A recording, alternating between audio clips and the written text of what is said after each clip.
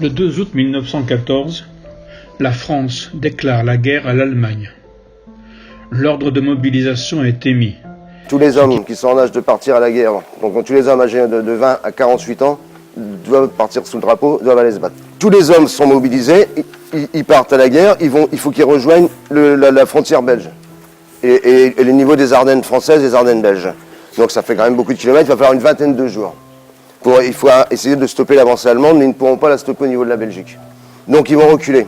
Et pendant ce temps-là, on amène aussi énormément d'hommes du côté de la Marne. Il faut éviter que les Allemands puissent prendre Paris. S'ils prennent Paris, ils ont pris la capitale, la guerre serait finie. Donc il faut les empêcher de prendre la capitale. Donc il va y avoir vraiment la première bataille, qui va être vraiment la bataille déterminante de toute la guerre, c'est la bataille de la Marne. Donc ils sont positionnés tout le long de la Marne, jusqu'à un front qui monte jusque presque au niveau de la Somme. Et là, ça va marcher. Ils vont stopper les Allemands. En dizaines de jours, le front allemand va être stoppé et va reculer. Au même moment, il faut les empêcher de prendre trop de mer à la Belgique pour éviter qu'ils aient des ports, tout ça. Donc, aussitôt cette bataille finie, toutes les armées vont monter vers la Belgique. Et ils vont arriver aussi à stopper l'avancée allemande au niveau de la Belgique. Ce front restera pendant 4 ans sans bouger. Donc ce front va se former des Vosges jusqu'à la Belgique et pendant 4 ans, ça ne bougera plus. Et ça va bouger, ils vont se battre tout le temps. Ils vont avancer de 100 mètres, ils vont reculer de 100 mètres. Il y aura des millions de morts, mais le front va rester stable pendant 4 ans. Il faudra attendre 1918 pour que le front change. Donc pendant 4 ans, ça va être d'énormes batailles. Donc ça, c'est les deux premières. La formation du front, elle est faite. Donc là, on arrive en 1915. 1915, il y a les choses qui vont changer. Si vous avez bien regardé le premier panneau, en 1914, ils sont partis avec des pantalons rouges et des casquettes rouges. Pour faire la guerre, c'est pas ce qu'il y a de plus pratique. Si tu t'habilles en rouge, on te repère de loin. Donc, changement d'uniforme. Donc le bleu horizon va apparaître. Uniforme bleu horizon qui vont garder toute la guerre. Et une chose importante, au début, ils n'avaient qu'une casquette. Là, ils ont un casque, c'est quand même un peu mieux. Deuxième chose qui apparaît, c'est les premiers gaz. Les gaz étaient interdits. Il y avait un arrangement entre toutes les armées, on n'utiliserait pas de gaz. Les Allemands ne se sont pas gênés. En avril 1915, ils ont utilisé les gaz. Si bien que l'armée française n'était pas équipée. Il n'avait pas de masque à gaz, n'avait rien. Vu que c'était interdit, on n'avait pas besoin de se charger.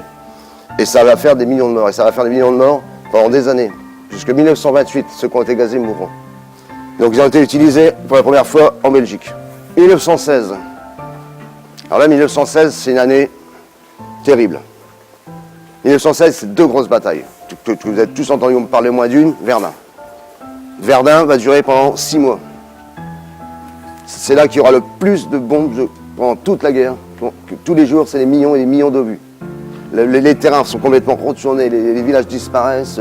C'est une folie. Verdun, c'est, il faut savoir, sur 6 mois, c'est 315 000 morts français, 282 000 morts allemands.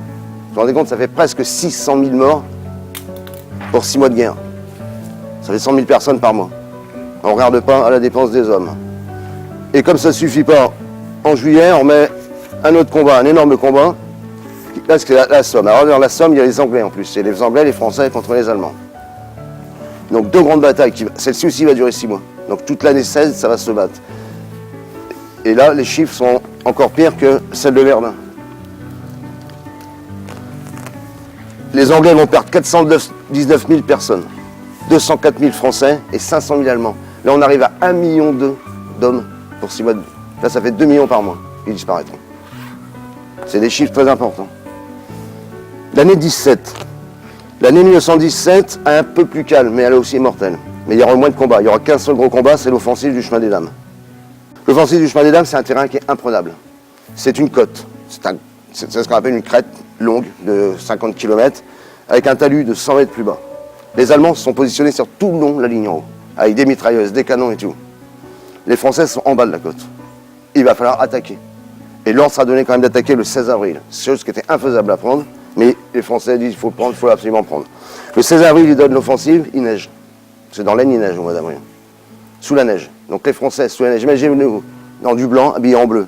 Et quand toi, tu es allemand, que tu es positionné, ben, tu n'as pas dur. Dans le blanc, on voit tout. Hein. Tout ce qui bouge, on le voit.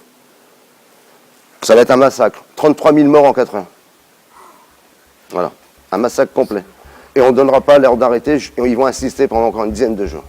1917, après, ils vont se battre un petit peu vers Verdun. Mais ce qui va se produire en 1917, c'est la mutinerie. On n'a jamais vu ça, mutinerie. Les soldats refusent d'aller au combat. Les soldats vont refuser d'aller se battre.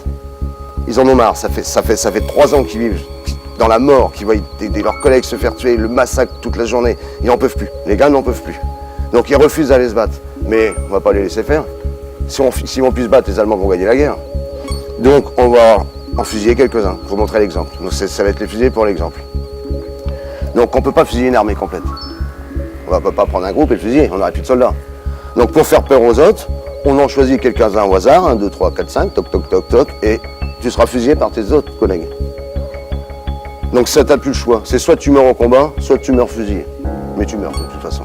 Donc les gars vont recommencer à se battre. Donc on leur a pas donné le choix. Ça a été comme ça. Donc il y aura encore Verdun, parce que Verdun on se bat tout le temps. Mais il y aura moins de morts que sur le premier tableau.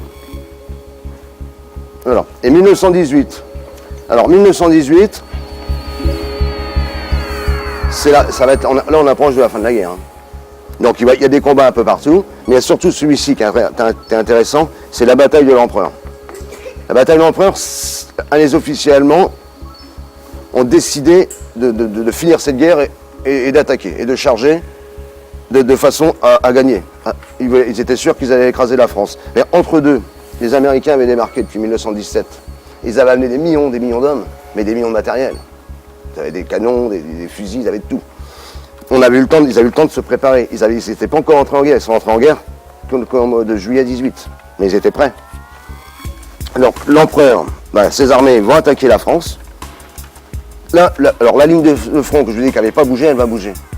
Les Allemands vont faire une percée d'une centaine de kilomètres. Sur une centaine en profondeur. Mais du coup, ce qui s'est passé, c'est qu'ils ne sont pas assez. Comme ils ont pris plus de terrain, les Allemands ne sont plus assez pour garder tout le tour. Donc ils ont laissé des énormes trous. Et là, on n'attendait que ça. Les armées françaises, anglaises, américaines vont rentrer dans les trous. Voilà. Il leur a fait des brèches, on rentre dans la brèche. Si bien qu'en 3 mois de temps, la guerre sera finie.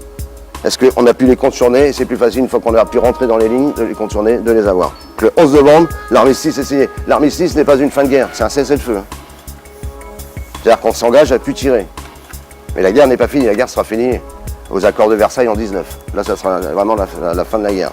Mais ça ne se rebattra plus. Il y aura juste quelques hommes qui vont rester. Mais vraiment, les derniers combats ont lieu là. On s'arrête à partir du 11 novembre 1918.